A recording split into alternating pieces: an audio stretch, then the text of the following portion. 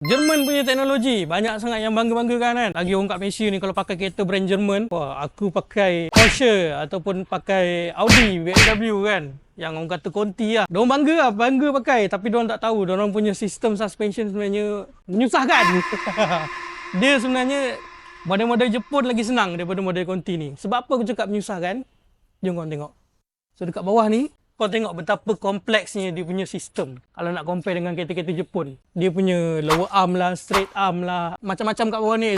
Basically bahagian suspension dia lah. Senang kita cakap teknologi dia memang canggih lah. Sebab dia ada macam-macam. Tapi sampai masa dia nak rosak, memang pisang lah korang. Dia tak pisang macam kereta Jepun tu. Kos dia pun akan jadi mahal. Lepas tu macam-macam benda kau nak tukar dekat bahagian suspension ni. Dari segi keselesaan, kereta-kereta Jepun memang tak boleh lawan lah dengan konti ni. Sebab dia memang lagi win lah. Pasal dia punya sistem memang kompleks. Kalau dari segi maintenance, aku boleh cakap kereta-kereta Jepun lagi berbaloi lah.